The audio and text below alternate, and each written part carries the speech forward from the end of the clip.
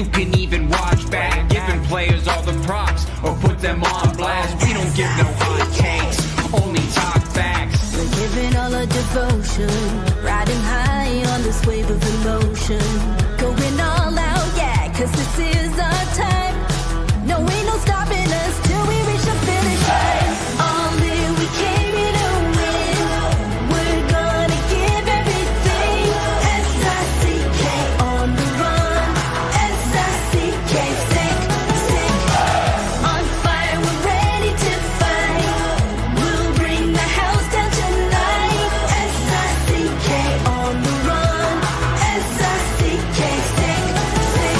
Play it on the car ride, play it when you lounge. X and O, you know that we can hold it down. Shout out to my man Sammy, got it off the ground. And to all the listeners tuned in right now, got debates, analysis, and speculation. This is sports talk for the new generation. You know where to find us, got a reputation. Sick podcast, your #1 sports destination. We're giving all our devotion, riding high on this wave of emotion. Going all out, yeah, cause this is our time. No, ain't no stopping us till we reach the finish line. All in, we came here to win. We're gonna give everything. S-I-C-K on the run. S-I-C-K, sick, sick. On fire, we're ready to fight. We'll bring the house down tonight. S-I-C-K on the run. S-I-C-K, sick, sick. S-I-C-K is the sickest podcast. Tune in for the audio, or you can even watch back. Giving players all the props or put them on blast. We don't give no hot takes, only talk back. S-I-C-K, S-I-C-K, S-I-C-K, S-I-C-K, S-I-C-K, S-I-C-K, S-I-C-K. all in, we came here to win. We're gonna give everything. S-I-C-K on the run. S-I-C-K, sick, sick. S-I-C-K is the sickest podcast. Tune in for the audio, or you can even watch back. Giving players all the props or put them on blast. We don't give no hot takes, only talk facts. We're giving all our devotion, riding high on this wave of emotion. Going all out, yeah, cause this is our time.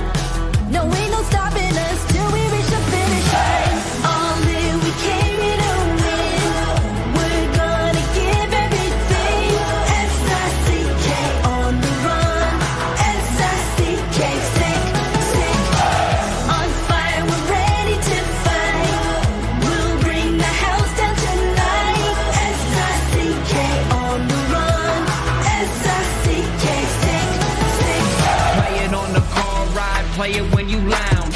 X and O, you know that we can hold it down. Shout out to my man Sammy, got it off the ground. And to all the listeners tuned in right now, got debates, analysis, and speculation. This is sports talk for the new generation. You know where to find us, got a reputation. Sick podcast, your #1 sports destination. We're giving all our devotion, riding high on this wave of emotion. Going all out, yeah, cause this is our time. No, ain't no stopping us till we reach the finish line. All in, we came here to win. We're gonna give everything. S-I-C-K on the run. S-I-C-K, sick, sick. On fire, we're ready to fight. We'll bring the house down tonight. S-I-C-K on the run. S-I-C-K, sick, sick. S-I-C-K is the sickest podcast. Tune in for the audio, or you can even watch back. Giving players all the props or put them on blast. We don't give no hot takes, only talk back. S-I-C-K, S-I-C-K, S-I-C-K, S-I-C-K, S-I-C-K. S-I-C-K. Turn up your volume. Because you're about to listen to The Sick Podcast. With Tony Marinaro. 55 seconds left in the penalty, a minute and 27 seconds left in regulation time. Boston 4, Montreal 3. Lafleur coming out rather gingerly on the right side. He gives it into Lemaire, back to Lafleur. The sickest Montreal Canadiens podcast. You're in the ball! Sports entertainment like no other. Rejoint, on lui fait perdre la rondelle, une passe devant.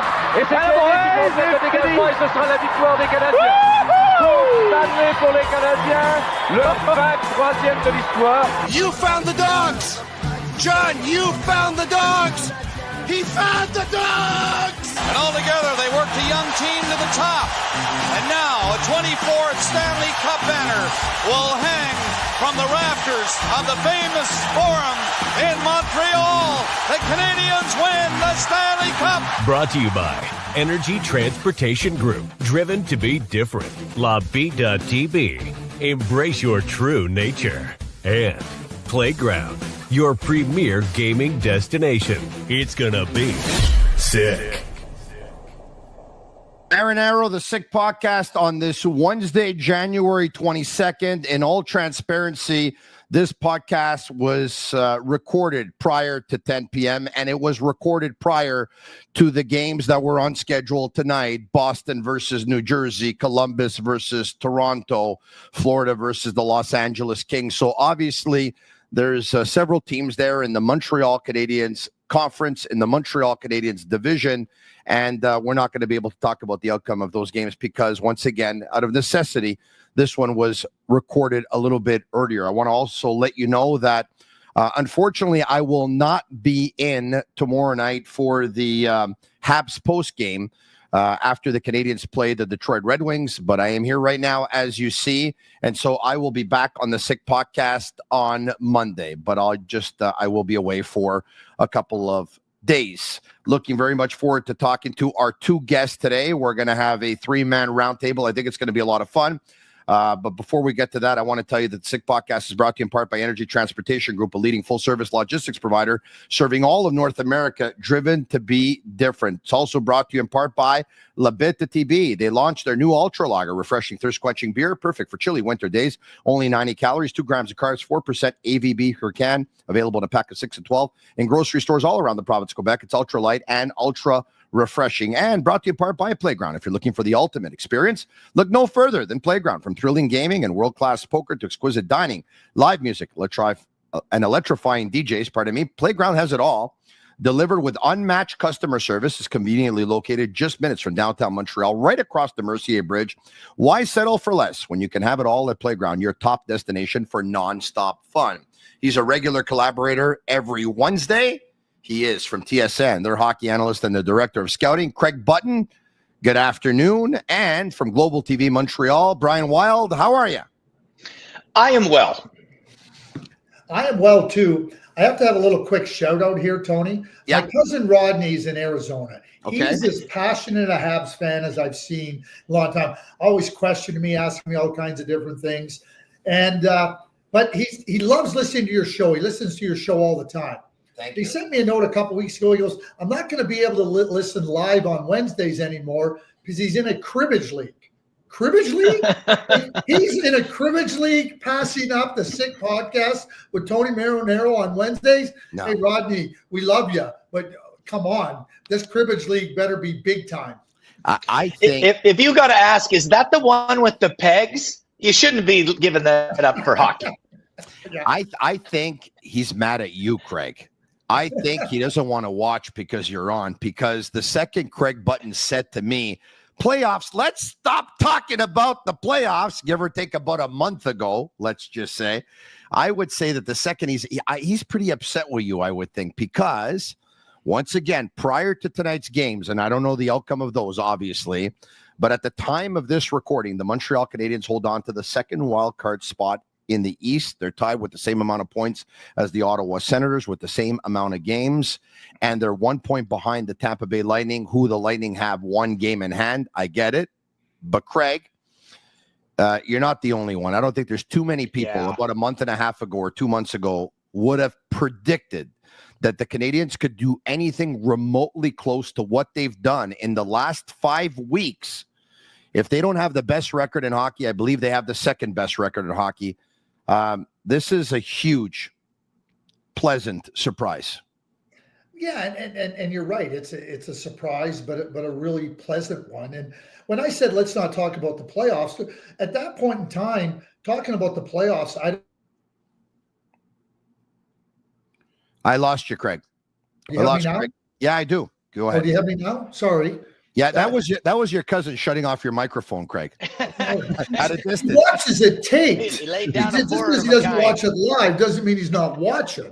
Yeah. So what I was going to say is, at the time that I said that, the playoffs were not something that we could talk about with any type of rational thought, because the Canadians weren't playing at that level. And Marty St. Louis, we've heard him talk about the process and trying to get the team to play in a certain manner and having the focus be there.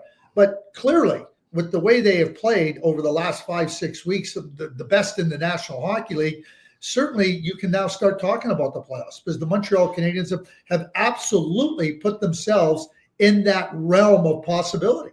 You know, Brian, earlier today on my radio show on BPM Sports 91.9 on your FM dial in Montreal, Monday to Friday, 9:55 a.m. to 11:55 a.m., I asked a question. And I said, what do you attribute the Montreal Canadiens' incredible turnaround to? However, you cannot answer Lining returning to play, the acquisition of Carrier, or the Canadians calling up Dobesh. So you can't answer the big three. So what you got to come up with a fourth. So I'll ask you, what's your fourth? Yeah, I got one. Yeah, I got one. It came to me even before you said the big three, which are the most natural in terms of players. I think it has to do with that in October, they were getting absolutely caved in defensively. Everybody on the team had a 35 goals expected share, or Corsi, or whatever you want to call it, but the number was horrendous. They spent most of their time in their own zone. So I would say the number one reason for the turnaround is that Martin St. Louis stayed confident that he could teach them the hybrid system, and they were confused by it initially, and now they're rotating defensively beautifully, and they seem to understand how to play defense. And before the weekend, when they allowed 7 to Toronto, they had allowed only 20 in 10 games. 20 goals in 10 games. That's how you win at hockey. Craig, we can't hear your mic again. At least I can't. No, but that's okay. Yeah, Craig put on, I don't know if you saw Tony, but he put on. I got it now. There we go. You got me now, okay, right? There we go. Yeah, go ahead. I had to put on the headphones. To Brian's point, you're trying to learn the hybrid system. And like any teacher, you're trying to see, okay, are they taking in the information? Are they showing signs? It's like being in calculus class. Not everybody's going to get it at the snap of a finger. And I think that the Montreal Canadiens, with Marty St. Louis, being patient, and I also think that Marty moved into a direction of a little bit more of a taskmaster, saying, like, you know what, I'm not going to keep accepting that you're young and that we're in this rebuild. I think he did two things simultaneously. Kept being patient and teaching, but also saying the demands are going to be a little bit higher here. And I think that all of that has come together in a really nice way for the Montreal Canadiens. Guys, before we get to all the audio clips from today, and the Montreal Canadiens had practice, and I can tell you that 16 players practiced earlier today in Brassard. The Canadiens did make a couple of announcements today, and one of which was that Josh Anderson, Yoel Armia, Caden Gooley, Patrick Laine, and David Savard did not participate in today's practice because they had a therapy day. That was one announcement. The other one was that Owen Beck was sent back down to the Laval Rocket. And the third announcement they had is that Samuel Montembeault will face the Detroit Red Wings tomorrow night in such a huge game. And guys, seeing as he is the Canadiens' number one goalie, I guess it's normal that he is. I have to tell you, I got this one wrong because I thought they were going to Dobesh tomorrow, regardless of what the outcome would have been last night. Last week, they played 4 games. Montembeault had 2. Dobesh had 2. I thought this week they were going to play Montembeault versus Tampa last night, which they did. Go to Dobesh on Thursday in Detroit and come back to Montembeault on Saturday night versus the Devils, and they opted not to. And you know what? Honestly, I don't have a problem with it. I understand the reasoning. Samuel Montembeault stopped 33 of 35 last night. In my opinion, he was the best player in the hockey game, with all due respect to Jake Evans and everyone else, even though Montembeault was named the second star, but I don't have a problem with Evans being named the first star. I think Montembeault is the biggest reason why the Canadiens won that game last night. I give him a lot of credit for bouncing back after a very subpar performance versus Toronto, after bouncing back knowing that he's got someone breathing down his neck, after playing in such a high-pressure game and wanting to impress John Cooper, who's going to be his coach at the Four Nations tourney. Brian, Craig, I don't have a problem with Samuel Montembeault getting the starting goal tomorrow. And if they lose tomorrow night, I'm not going to be the one to say Dobes should have played. I understand Marty's reasoning. I think that Marty just kind of plays hunches as he chooses, because I can't find any rhyme or reason. Earlier it was obvious who he was going to choose most of the time because Caden Primo was struggling so much. So there wasn't much guesswork. The guesswork on who Martin St. Louis is going to choose for his goaltender has only started because he's got two now that are playing extremely well. So I've been trying to figure it out. And like you, Tony, I really don't have a clue why he's choosing a goalie on any given night. I think he's just kind of guy for the same reason he's growing a beard and a mustache right now, is he's a bit of a superstitious guy. He plays some hunches and he's trying to keep this train rolling. Well, I'm going to try to go back in time and talk about Scotty Bowman. Scotty Bowman always had a belief that there's certain games where you need to get 2 points. And in those games, you better put your best players out there. And I remember a game, my dad was working for the Washington Capitals. The Capitals were no good. And Bobby Sirois was the top scorer for the Washington Capitals. Ken Dryden was the starting goaltender. The Washington Capitals started Bobby Sirois, and Bob Gainey was there checking him. But Scotty always said there's 2 points in every game. Well, there's 2 points that you have to put yourself in the best position to win. He said too much of the time coaches go, oh, it's a rotation, or it's we'll put our backup goalie in there. He goes, these are the games that matter. So we can look at it and say maybe it's superstition, maybe it is. I love the fact that he's saying we need 2 points against Detroit. We need to keep him behind us. Our number one goalie's playing. I have no problem with that rationale whatsoever. It makes total sense to me. But I would say that probably on the weekend, wasn't the game versus the Rangers more important than the game versus Toronto? And yet it's Dobes that played that one. Like the Canadiens, I'll have a really hard time. That was back to back, right? That was back. Yeah, to back. but you could have still given Dobes the Saturday and given Montembeault the Sunday with that logic, right? But Dobes had played Thursday in Dallas. Yeah. So, just the way the schedule works, but like there's a day off now. So Samuel Montembeault plays on the Saturday, gets a couple days off, plays on the Tuesday, another day off. That's what a number one goaltender does. And Dobes has come in and played really well. But to me, it even if Samuel Montembeault is only at 90%, I'm going with my number one because the game the mantle matters has not against been Detroit. Yeah, the mantle has not been passed. You're saying just because it's 5-0 and his save percentage is around 950, the mantle has definitely not been passed, because that's not a sample size that you can ever say, okay, the one is the two and the two is now the one. Well, I had said right before Montembeault's game yesterday, which once again, I was happy that he started that game, but I had said in the last 5 games that Dobes had played, for me, he was more convincing than Montembeault was in those last 5, but Montembeault was very convincing. Craig, he outgoaled Vasilevsky last night. There's no question about it. I love what you said too about John Cooper, showing to John Cooper as coach at the Four Nations, hey, I should be your starting goaltender. That was a statement game for the Montreal Canadiens, for Samuel Montembeault on a number of levels, not just for the Canadiens and playing a good team in Tampa Bay, but also for that secondary message. And certainly, Samuel Montembeault there was a time when there was a lot of consternation, hand-wringing, how could Samuel Montembeault be named to Team Canada's Four Nations roster?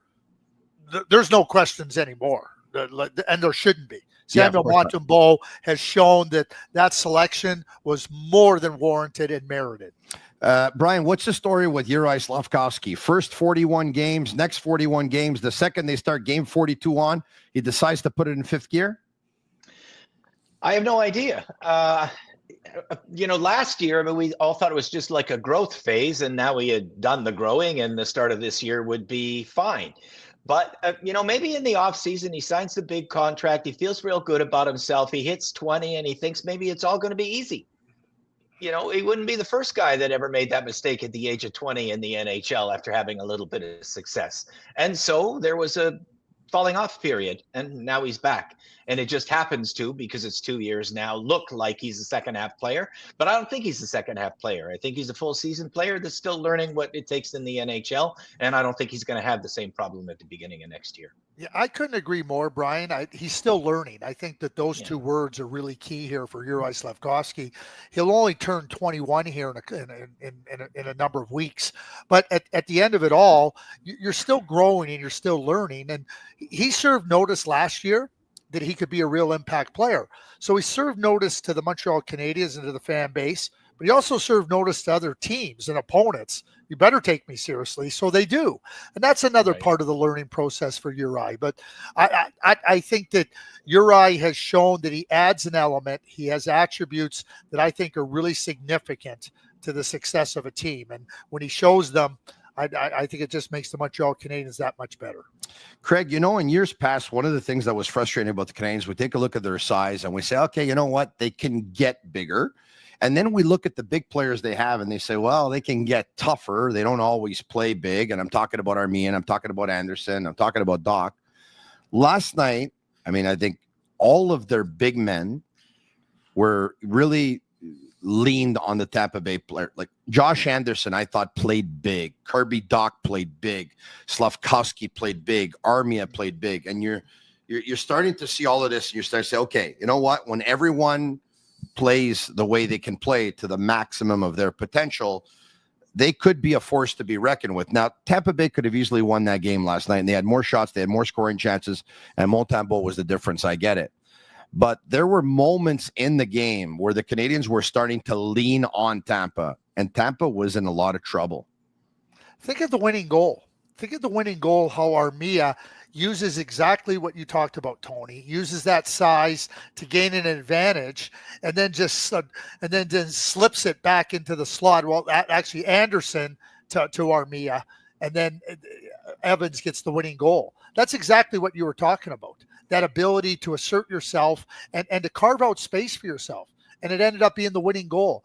There was a moment in the Dallas game last week where Kirby Dach, and I think Kirby Dach is really finding that form from a performance level now that maybe we expected it sooner, but I see real evidence of it, where he came right low below the goal line in his defensive zone.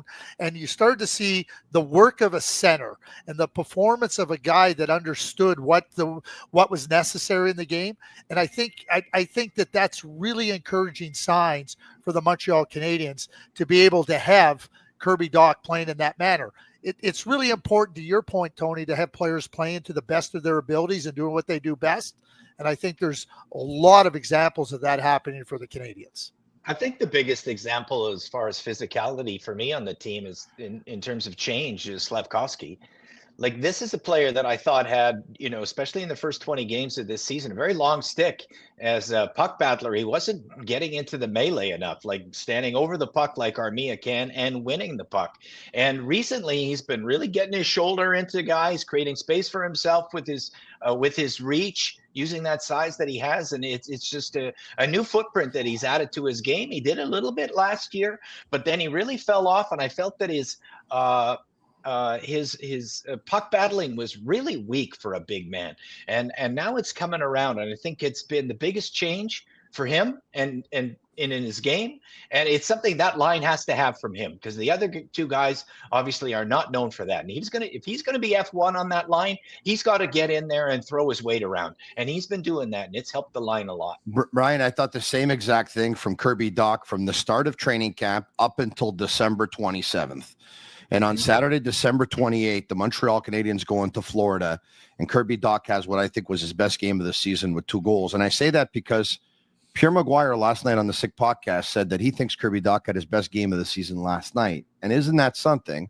Because he's not on the score sheet. So, so I'll disagree with Pierre, but I understand his point. He's like, he played big. He was using his body. He was winning battles. He was engaged. He was moving his feet.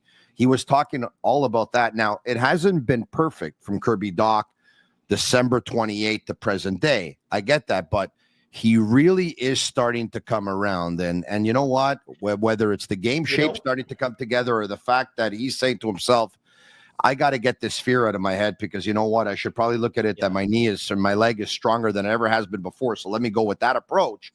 Brian, I don't know what it is, but Dach's been really good.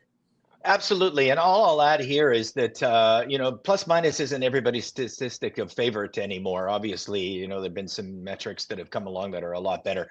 But he started the season minus 23 on about December 2-3. It's 45 days later and he's minus 24. So he's only minus 1 after that minus 23 horrendous. He's only minus 1 in the next 50 days. So there's a player obviously coming around. Well, to your point, Brian, winning puck battles. And just because you don't show up on the score sheet doesn't mean that you're not winning battles, space battles, getting into, Kirby's a big man, and his length and his reach and denying opponents to get to where they want to go to, intercepting passes. These are all factors that become important to winning. And I think to your point about, just bearing down and saying, wait a sec, you can't beat me here. I think we're seeing a lot more of that from Kirby Dach. And the reasons can be any number. I've been really patient with Kirby, feeling that coming back from the knee injury was one thing, but getting back up to the standard to perform at the NHL level, sometimes takes a little bit longer. But like I said, I saw that moment in the Dallas game and I said, oh boy, he looks like now he's got a real good comfort level and a grasp of how he can impact the game in significant ways. And you know what, too? There's a thing. Just very quickly. There's a look on his face too, right? It's a little bit intangible to bring it up, but for the most part, in the first couple of months, Kirby Dach had this look on his face that was frustration and sadness, and it kind of I don't want to use the word give up, but close to it. Now he's got that "you're not going to do that to me" face in the last 30 days, and that ultra competitiveness is coming out because he's gaining confidence that he can handle those moments. Yeah, the confidence is one. Last week in Utah, he scored a goal and he was chirping the Utah bench. And exactly. I think that's exactly like you talk about body language. We talk about body language in a lot of different ways. Kirby Dach's body language is now that of a player that says, stop me if you can. Yeah. Yeah. He's got an FU and it wasn't there before. All right. Okay. So hold on a second. Craig says that the body language of Kirby Dach, and he's got that face of stop me if you can. You said it was, Brian, he had an FU face. Or no, right before that, you had said something about the type of body language he has, right? And the type of body language that I find that he has right now is like he's saying to everyone, I'm back. Yeah. That's what that's my reading. Anyway, the Sick Podcast brought to you in part by Souvlaki Authentique, family operated Greek restaurants with 7 locations. I was there in Lachine location on, Monday of last week. So about 10 days ago. Lachine, Boisbriand, Pierrefonds. They use fresh Quebec chicken, fresh Quebec pork, both hand-cut, marinated in-house. The gyros hand-stacked in-house, never frozen, no MSG in any of the recipes. Greek potatoes, not your Yaya's Greek potatoes. These have a unique lemon sauce. We salute them at Souvlaki Authentique. Are the Montreal Canadiens going to make the playoffs? You can get in on the action. Go all the way with Betway and get a free bet up to $200 if your first bet loses. Scan the QR code on the screen or click on the link in the details section to create an account. Redeem your welcome offer. Offer is only available for new customers. Terms and conditions apply. Offer not available in Ontario. Must be 18 years of age and over. And please play responsibly. Marty St. Louis earlier today after practice on how he's been able to get the team to buy in. It's probably how you sell it, because I feel coaches, we're salesmen, and it's how you convince them by example, by discussions, that it makes sense for them. Because if it makes sense for them, they can all they teach in each other. They come off the ice, they know they know what they should have done or whatever. And to me, when you have the players teaching themselves, it's because it's very clear. And I think I feel we're getting there, and I feel we're there. But it's something that you have to to keep doing. You can't just take it for granted. And I think we attack that each and every day. We show example and stuff. So there's a lot of clarity into what we're supposed to do on the ice. So I think that's why we That's why we look fast. Craig, you smirked when he said, us coaches, we're salesmen. Well, I smirked because he talks about players teaching themselves being a salesman. I smirk because it reminds me of two different areas of my life. Number one, with Bob Gainey. Bob Gainey talked about that as a coach. He goes, you're always selling something every day. You're asking players to give up a little bit of themselves for the team. You're trying to get the players to play a certain way. And Marty's right. I go back to my university days at Concordia University, and in my last year university advanced monetary policy, our professor, he came out with the final exam. He said, here's the final exam. He goes, I want you all to get A's. But what we had to do through the course of our work, we had 90-minute lectures twice a week. A student had to teach the first 45 minutes of that lecture every lecture. So that helped us not only learn ourselves, but then we had to go and teach others. And he was teaching us. And I think that's why I was smirking, because I go, geez, it just resonates with me in so many ways. And it just gives me another reminder how smart Marty St. Louis is. Brian? Yeah, he's a very philosophical head coach. I mean, it's the kind of guy that quotes Nick Saban, the famous head coach from Alabama that's moved on to the broadcast booth, reads a bunch of books about coaching.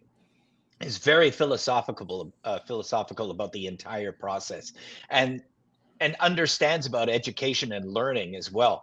And that is vital, because I used to be a teacher myself.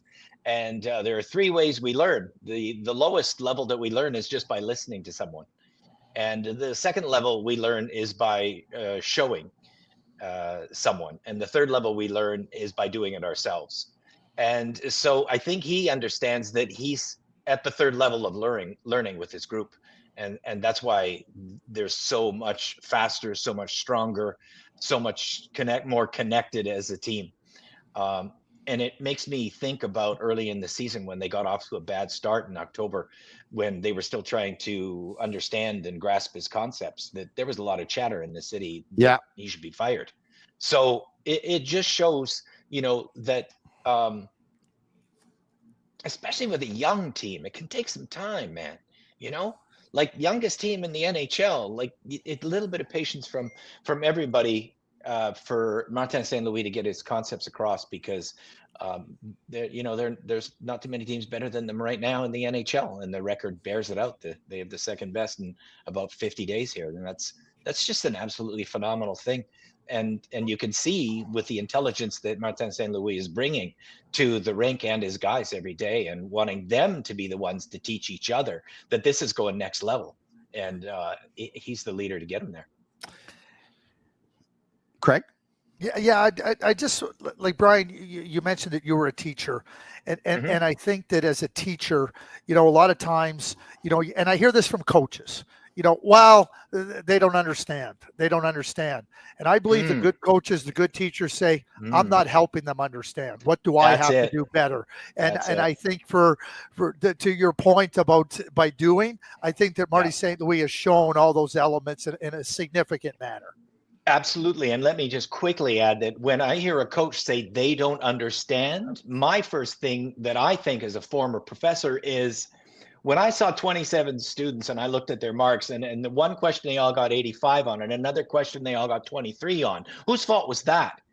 It was the educator's fault. I messed up. I didn't teach it properly. So when I hear a coach say, I don't understand, or they don't understand, I know that's the coach's fault. It's pretty hard to argue with that, but they're winning different ways. And Marty St. Louis was asked about it in French. Here's his answer, which will translate on, winning different ways. Ça amène beaucoup de la confiance au groupe. Ça, c'est sûr. Puis, tu sais, faut que tu sois capable de gagner de différentes manières dans la ligue. Tu ne domineras pas tous les matchs. Mais faut que tu trouves des manières. Puis, je trouve, à soir, on a trouvé une manière d'aller chez 2 points. Tu sais, puis chaque match commence, puis tu veux amener ta game, tu veux jouer ton style de jeu, mais tu sais pas exactement quel genre de game. On a fallu qu'on utilise beaucoup de punitions de bonheur, puis ça a enlevé le rythme de notre équipe. Mais on s'est replacé, puis Martin nous a donné une chance. Il faut trouver des manières, puis c'est sûr, gagner, ça amène la confiance, ça c'est sûr. He just says, you know what, we find different ways to win. Sometimes we start faster. Sometimes we're from behind. Other times Monty gives us a chance to win. And Brian, out of all the ways they're winning, Is there one way that comes up more often than not for you? I don't understand the question. So he says they're winning different ways. Sometimes it's Monty, sometimes it's the special teams, sometimes it's, the first line. What for you, out of all the wins, is the one thing that maybe transpires more often than not, which is responsible for the winning? It has to be defense. It has to be unlike this weekend when it was a little bit wide open. I think when the defense is leading the way and this team is tight, as evidenced by the 20 goals in 10 games, as I mentioned, I think that's the formula. That's the best formula. And when Martin St. Louis sees that, where his forecheck is making the difference in the game, and most of the game is played in the opposition's end of the ice, I think that's when he's happiest. I think what he was trying to say with that clip was, without saying it, I think he was saying, we won last night and it was just the goalie that did it for us because we were exhausted. So we found a way to win. Unlike the many nights that they clearly were the better team and deserved to win. Good teams find a way to win. And it might not be always as the coach drew it up or whatnot. But I think that to your point, Brian, about defense, Saturday against Toronto Maple Leafs, I thought Montreal got lulled into a track meet. And it played to Toronto's strengths. Right? Yes, sir. And they got burnt. And they did. They got burnt in a big way. And so that's another teaching moment, another learning process for them. But when you think about, playing, like Joel Quenneville, I remember I don't know if it was after he won his 400th game or 5. I was talking to him one day, and he said, as coaches, we come in and we prepare the team and we have the game plan. And he said, sometimes our best efforts just aren't going to work that night, so we got to throw the game plan out the window. But you also have to have the players also have the understanding that we're not going to try to conform to something that's not working. And if you have that, and Marty talks about confidence in yourself, the Marty saying, hey, Joel Quenneville said, I realize, hey, listen, we got to do something different and we got to do it quickly or we're not going to end up on the right side of things. I think recognizing that from a coaching point of view, a lot of coaches want to fit square pegs in round holes. And I know they prepare as well as anybody, but sometimes it's just not going to work that night, depending on how it's unfolding. So you better throw form out the window and understand. I think the Montreal Canadiens, they know that Saturday was an aberration. Even chasing the game on Sunday against the Rangers, they found a way to get on top of it at the right time. There's different ways to win in the league. And if there was just one way to win, everybody would do it.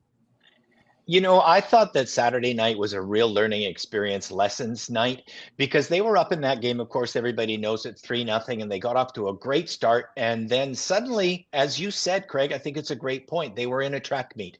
And when it's 3-0, a great team at that point will make the game sort of boring.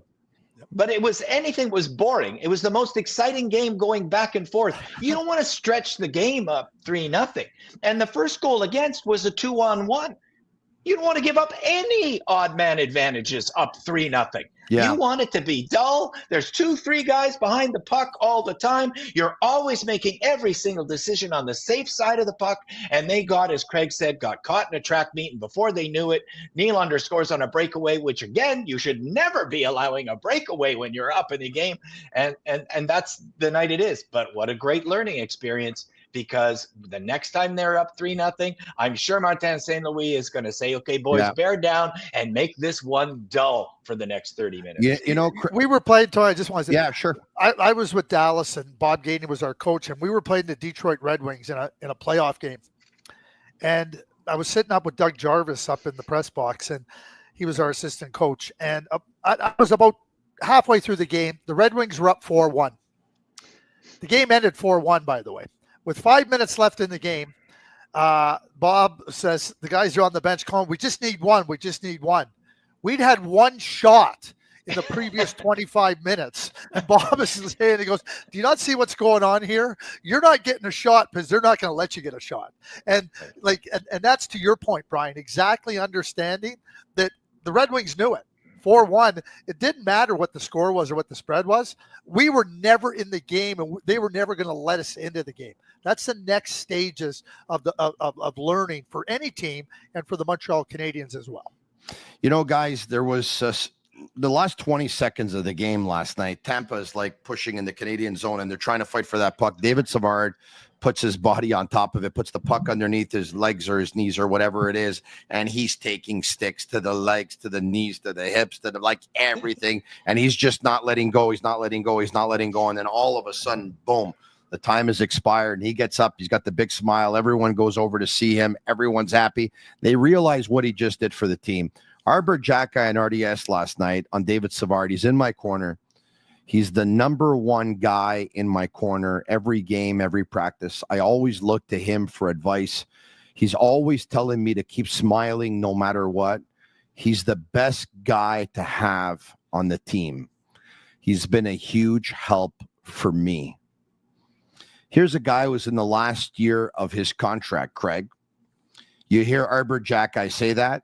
You know the Canadiens have a lot of young defensemen, and you know they can't go forward with every defenseman being a young defenseman. David Savard's 34. He's only one of a couple of players on the Montreal Canadiens that have won a Stanley Cup. How do you treat the David Savard case, Craig? In what regard? In the regard that, come trade deadline. Oh, he's not going anywhere. Not going anywhere, eh? Let me be very clear on that. He's not moving anywhere.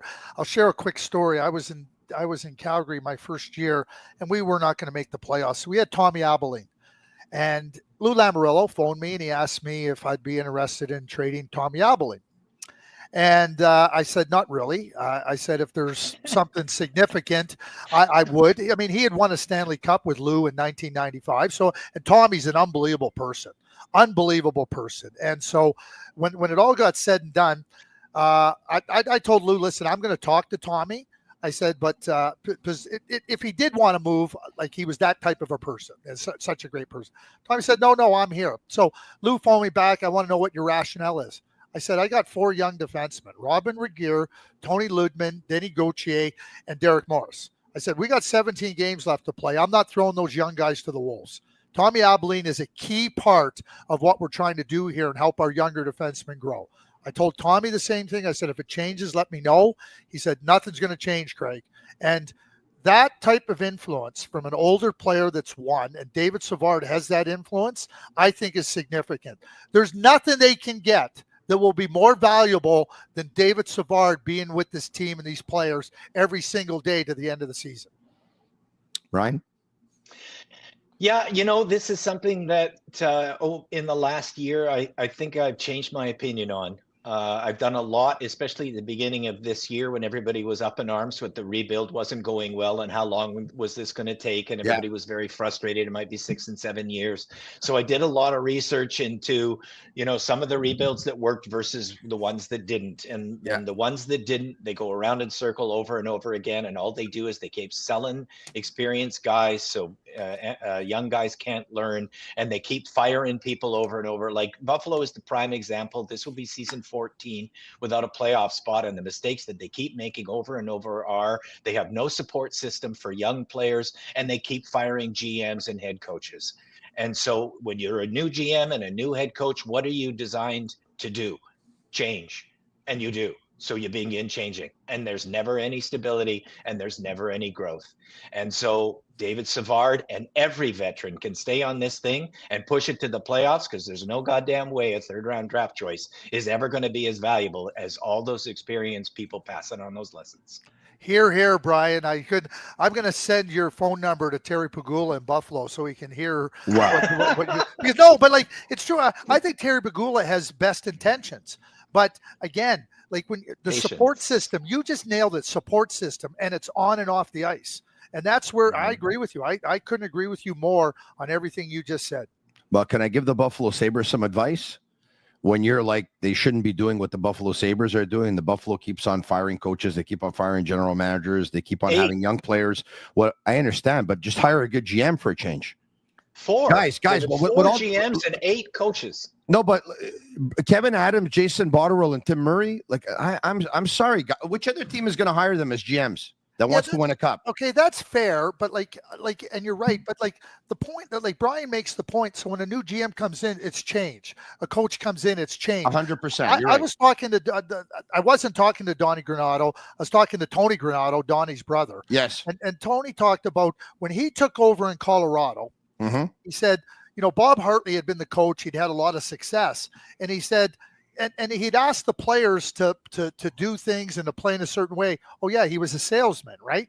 And then Tony realized, and he said, I only realized this after I was out, that I'm asking him to do something where they'd Bob won a Stanley Cup there. And he goes, now I'm coming in and asking him to do something different because, that's what I thought I had to do because I'm a new coach. That's right. Yeah. That's right. And so absolutely. So it starts from the top. And like I said, I think Terry Pegula has really good intentions. His team and the Buffalo Bills are doing really well. So, but when you can constantly make change and you do not have a support system in place, you now are throwing those young players to the wolves. And look how great some of those players are, Craig, in Buffalo. They are. But where are they? Yeah, they're at the bottom again. And what I'll say too, just to finish it, when you throw the young players to the wolves, understand that wolves are undefeated. Yeah. Hey guys, listen, I've changed my tune on this one too. Before the season started, you would have asked me about David Savard, Yoel Armia, Christian Dvorak. I would have told you, all entering the final year of their contract, I would have told you they're all going to be traded before trade deadline. Okay. This is what I'll say about David Savard right now. He's 34 years old. I don't know if he's interested in signing 1 year at a time, but if he is, David, we'd love you, keep you here and stuff like that. Would you like to sign a 1 year deal, and we'll take it from there. And we promise you that if you play next year the way you just played this year, well, that 1 year will be extended by another year. But why don't we take it 1 year at a time? And if he's willing to do that, guys, I'm willing to do it too. Yeah, I'm with you. And I mean, I'm kicking myself. Last week in Dallas, they didn't have a skate. And I was really hoping to go to the skate because I wanted to talk to David Savard specifically about he played for John Tortorella in Columbus. He played for John Cooper when he won his Stanley Cup, and he's playing now for Marty St. Louis. And Brian, what I wanted to talk to David about was just about, what do you see? What are some of the similarities? Because, he's got all that experience. But the skate was canceled or not scheduled, so I didn't go. And then he showed up at the media. I said to Chantel, I said, can I just get a heads up next time? Because I was kicking myself. I should have just gone and just taken my chances. But I think David has massive value to this team and to the young group of players.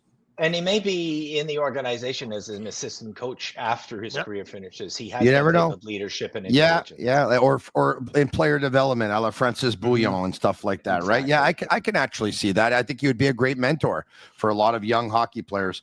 But I saw, speaking of similarities from coach to coach to coach, on one particular occasion, Marty St. Louis looked like John Tortorella this year. Do you guys remember which one that would be? I know this is a tough one.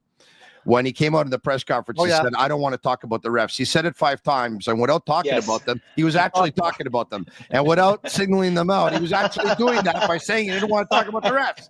On that occasion. It's a clever way to do it, isn't it? Yeah, and without getting fined. I don't want to talk about the refs. Just talk to me not about the refs. Tonight, I'm not talking about the refs. Hey, it's amazing. You don't get fined, and you just threw the refs under the bus. It's a pretty cool way of looking at it. One last clip, guys. Can I just say that he did play for John Tortorella when he won the Stanley Cup in 2004. So, again, the teacher teaching the student. I think John Tortorella's got to sit back and be a real proud teacher watching his pupil do the same things that he watched be done. Yeah, you know what? I'm sure Scotty Bowman was very proud of Jacques Lemaire. Oh, yeah. The teacher with the student as well. Maybe didn't love him that much at the end of the 1994 Stanley Cup final, but when that series was over. But Jacques, not too many could put on a coaching clinic the way Jacques did, but a lot of people believe that Scotty Bowman and Jacques Lemaire are arguably the 2 greatest hockey coaches of all time. A lot of people believe that. Craig, are they? You wouldn't get an argument for me. Well, I mean, Al Arbour was a pretty darn good coach. Al Arbour was a fantastic coach with 4 straight Stanley Cups. Yes. And let's not forget that Scotty Bowman learned from Toe Blake. And I don't want to. I mean, there's been some good coaches. Listen, that's before my time, but yes, you're 1,000% right. Listen, hockey didn't begin when you were born, Tony. Yeah, if you don't understand history. You're right about that. You're right about that. Just because Toe Blake was before your time doesn't make him any less of a coach. There's a lot of good coaches. Certainly Jacques Lemaire was a brilliant coach. I just want to mention this about Scotty and Jacques. Go back and look at their trajectories. They were coaches. They went and coached and learned how to coach. There's all this talk about Marty St. Louis. Marty was coaching. He might not have been coaching in the NHL. Scotty wasn't coaching in the NHL. Jacques went to Switzerland. He went to Plattsburgh State to coach, to get comfortable coaching and teaching. And Marty did that. Yes, he did it at outside the pro level. But never mistake the fact that and the importance of going and just coaching, because it's not just about what you're doing, it's about what you're learning. And I coached in go ahead. I coached in a celebrity hockey game once. Yeah, well, I mean, but Marty, this idea that Marty coming in, like you had to be patient with him at the pro level. But to Brian's point earlier, he understands education, he understands learning. And, but when you're teaching young kids, that's a really good, important process for them. But go back and look at Scotty's, trajectory, Jacques Lemaire. You don't end up in those spots by accident. It's because they built the blocks of coaching. Marty, on how the team's speed allows them to play a certain kind of game. It's in French. Here we go. Je le dis toujours, c'est dur d'être physique si tu n'amènes pas de la rapidité. Fait qu'on anticipe bien ce que la rondelle s'en va. Fait que, comme je le disais, elle va avoir de la prédictibilité pour nous autres. Notre anticipation est bonne. Fait qu'avec l'anticipation, tu as de la vitesse. Avec la vitesse, tu peux amener de la physicalité. Fait que je pense que c'est un peu... puis que tu sois petit ou gros, quand tu amènes cette rapidité-là, mais tu es capable de finir des mises en échec puis de rendre les choses moins faciles pour l'autre équipe. C'est quelque chose qu'on parle beaucoup. On a une équipe qu'on est capable de forechecker puis aller récupérer des rondelles, aller voler des rondelles à cause du forecheck. Puis quand tu n'amènes pas de la rapidité sur le forecheck, mais tu n'as pas de forecheck. Marty says we're a team that's capable of getting in on the forecheck and forechecking really well. But if you don't get in there with speed and you don't move your feet and you don't play with a lot of pace, it's hard to get in there on the forecheck. And it's the same thing about being physical. If you don't move your feet, it's very, very hard to be physical. So one of the things that we're doing is we're putting a big emphasis on moving our feet and a big emphasis on anticipating plays and breaking up plays, which will be able to, help create. And so totally get what he's saying. And last night they were able to do a little bit of that. You're seeing it here and there.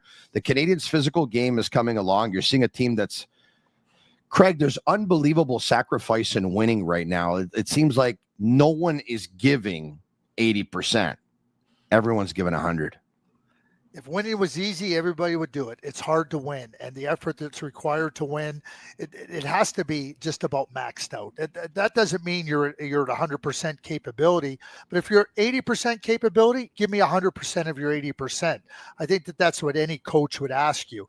The other thing, and I heard Marty talk about this last week, it's not just that we're skating fast. We understand where we need to skate fast too. Yeah. And I think that you're seeing that connected hockey with the Montreal Canadiens to what Marty just talked about. Yeah, that's what I think he meant by that anticipation aspect of that answer, is that you can't anticipate well, skate well, be physical well if you're anticipating the wrong direction. So it's the connectivity that's making it the correct direction. And therefore, it only logically follows that the skating looks fast, the hitting looks good. And I think the guys that are experiencing it the best right now as far as improvement are Slafkovsky, Dach, and I want to mention Alex Newhook, because when that guy is skating, he's a completely different hockey player from when that guy is not skating. And perhaps a part of that anticipation is coming through, because when you watch what Alex can do skating-wise, and he did it in college too, and even before that at the Tier 2 level, you thought this guy was going to be a superstar with his speed. But it hasn't come together for him. And recently, you've seen that skating and that anticipation and being engaged in the play. Because my biggest complaint has been about Newhook has been twofold. One, it doesn't seem like he's using his speed enough. And two, he doesn't seem like he's engaged enough in the play. that he's not involved in the play, that it doesn't come to him enough. And both things are improving by leaps and bounds. And I have not given up on this player, that I think he can still find the reason that he was drafted 15th. Guys, once again, what a job that Marty St. Louis done turning this around. And Marty said, you know what? His mother always used to tell him, you show him, Marty. And he said, you know what? When people have doubts, it fuels me. And I end up proving them wrong. And I know he's, look. They're having fun, Tony. Man, you see that on the bench when they win? Oh, they are having fun. They're getting along. They really enjoy each other's company. Yeah. These are big things. These are big things. You know what? I wanted him to be harder on some players. Competitiveness. Brian, I wanted him to be harder on some players when things weren't going well, and he chose not to. You know what? He was still keeping them on their lines. He was still giving them their shifts. He wasn't making them healthy scratches. And you know what? He probably said, if I do this, they're going to reward me. They'll pay me back, because probably if I go hard on them, I might end up losing one or two guys. And you know what? He found the right recipe, Craig. I want to say this. Being hard on a player doesn't mean not being hard on a player doesn't mean you're not putting demands on a player. And what we see publicly, we do not see privately. And I don't think Marty has ever hesitated putting demands on players. And when you say, hey, here's what we need from you and here's what we expect from you, now you're setting a bar. And now you can hold the player to the bar. And I don't think Marty's ever hesitated in doing that. You're right. Like, maybe he's not scratching them. Maybe he's not switching up the lines. But Marty puts demands on the players, and we may not see it, but he does. Guys, and final word goes to you. Marty goes to the film room a ton with these guys. He shows them real examples, a ton, of what is right to do and what is wrong to do. And it's a real show me kind of demand that he asks from them. And I think that's his style of teaching and demanding, as opposed to those outward Tortorella moments that I think the more you do that, the more you lose them. And I think that he's into his tenure now, the third year, and I don't think he's even begun to lose them one iota. I think he's still winning them in greater and bigger ways. And that is a remarkable thing for a coach, to be in year 3 and winning them even more and more. Yeah. It'll be a 3-year anniversary of his hiring in a couple of weeks. It's now a 3-year anniversary just passed for Kent Hughes. It's about 38 months for Jeff Gordon. Kent Hughes, by the way, turned 55 years old yesterday. Kirby Dach turned 24 years old yesterday. So all the best to them. All right, guys. We have an event coming up at the Sick Podcast that I want to bring up with you guys here on the screen. It's going to be a Habs trivia night. And you can join me, and I'm not going to be the one who's in on the trivia. It's actually going to be Quizmaster Brian, who's not going to be Brian Wilde. It's another gentleman known as Quizmaster Brian, to test your Montreal Canadiens knowledge at La Belle et la Bouffe, 1275 Avenue des Canadiens de Montréal, right across from the Bell Center. Prizes, guests, you name it. It's going to be on February the 19th. February the 19th. That is a Wednesday night. If memory serves me well, 22nd is Saturday, 21st would be Friday, the 20th would be Thursday. Yes, Wednesday, February 19th at 6:30 p.m. You know why I know the 22nd is Saturday, guys? It's your birthday? No, because it's a date that I have circled. It's a date that I have. Anniversary. No, you and your lovely wife. No, it's a date that I have memorized in my head because the Montreal Canadiens are playing in Ottawa on Saturday, February 22nd. That's shaping up to be a huge game. That's shaping up to be a huge game, guys. Gentlemen. First NHL scheduled game after the Four Nations. The 20th is the championship game in Boston. Yeah, that's absolutely March right. 7th, trade deadline. Exciting times coming. Canadians in the playoff mix. Fun. I know who's not getting traded. I know who's not getting traded. No one is getting traded. You guys are not getting traded. You'll be back with a Sick Podcast anytime. Thanks, guys. Cheers. Thanks. Once again, thank you so much. Once again, this was recorded prior to tonight's games out of necessity. The Sick Podcast will be back tomorrow night at 10 p.m. Eastern after the Canadiens and the Detroit Red Wings, of course. I will not be in for this one. I will be back on the Sick Podcast on Monday. Thanks for watching, everyone. Leave us a 5-star review on Apple. It's our way of feeling the love. And for all of our sponsors, Energy Transportation Group, Playground, La Bittt Tibi, Souvlaki Authentique, and Betway, Thank you very much. And for producer Shane Gaumont and Master Control, thanks for watching, everyone. I'm Marinaro. And that's a wrap. Hope you don't miss us too much until next time. Follow the Sick Podcast with Tony Marinaro on YouTube, Instagram, Facebook, Google Play, and Apple Podcasts. The Sick Podcast is brought to you by Energy Transportation Group, driven to be different. LaVie.tv, embrace your true nature.